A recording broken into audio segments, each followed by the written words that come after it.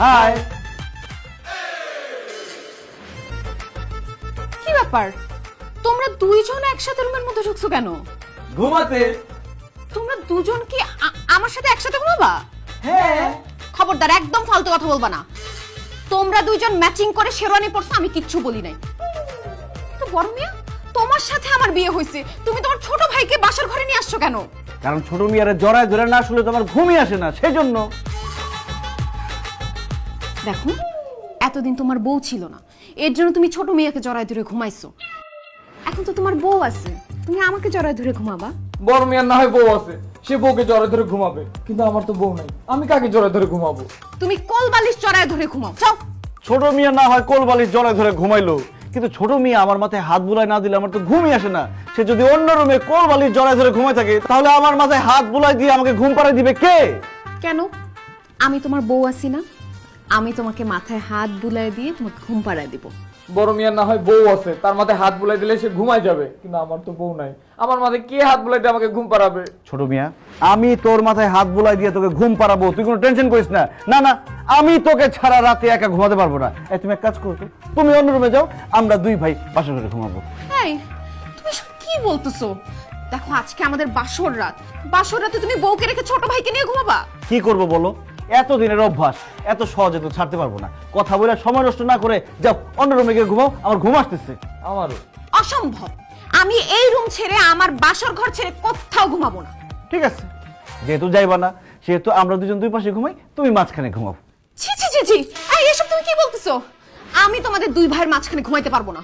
ঠিক আছে ভাবি, তাহলে আপনি নিচে ঘুমান, আমি আর বড় মিয়া উপরে ঘুমাই। এটাও ভালো। এসব তুমি কি বলতেছো ছোট মিয়া? আজকে আমার বাসর রাত, আমি কেন নিচে ঘুমাবো? ছোট মিয়া, তুমি এক্ষুন রুম থেকে বের হয়ে যাও। অসম্ভব, এই রুম থেকে ছোট মিয়া বের হবে না, এই রুম থেকে বের হবা তুমি। আর বাসর ঘরে থাকবো শুধু আমি আর ছোট মিয়া। আর ধরো বাইর কর। আরে কি করতেছো তোমরা? আরে আমার রুম থেকে আমাকে বের করে দিচ্ছ কেন? এখন বাসর ঘর আমাদের। ছোট মিয়া, মাথায় হাত বোলা দেওয়ার গান শুরু করো। বড় মিয়া তুমি এখন ঘুমাও, আমি ঘুমালে পরে আমি ঘুমাবো। ছোট মিয়া তুমিও ঘুমাও।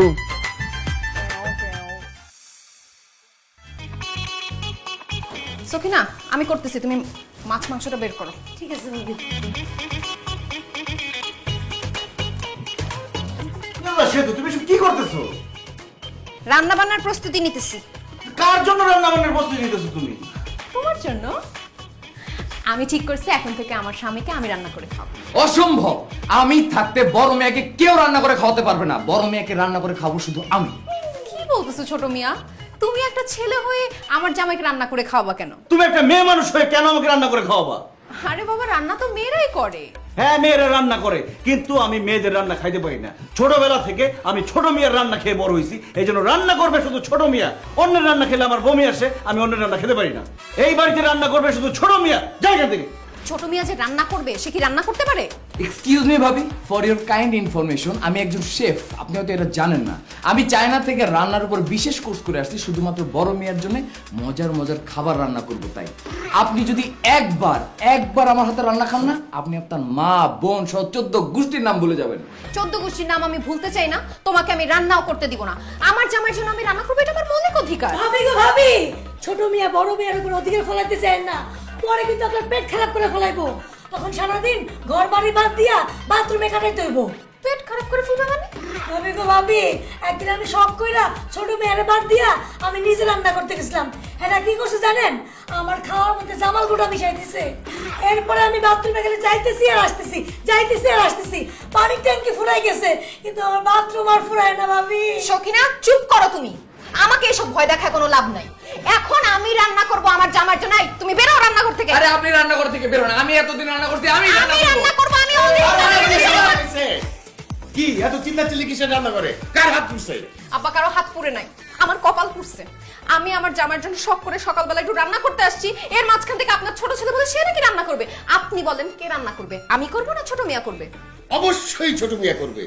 আমার এই বয়সে আমি বারবার বাথরুমে যাইতে পারবো না। মা, বাবারে তুই রান্না কর। বউ, এইসব রান্নার চিন্তা বাদ দাও, যার রান্না সেই করো, ছোট মেয়েকেই দাও রান্না করতে। তুমি যাও, সব কাপড় টাপড় গোছগাছ করো, আমরা হানিমুনে যাবো। সত্যি হানিমুনে নিয়ে যাবা? অবশ্যই হানিমুনে যাবো। যাও, তুমি গিয়ে সব গোছগাছ করো, আমি টিকিট টিকিট সব ব্যবস্থা করে আমি এখনই রেডি হয়ে যাই। কি ছোট মিয়া? বাথরুম যাওয়ার শখ আছে? না না না না না না বাবা রে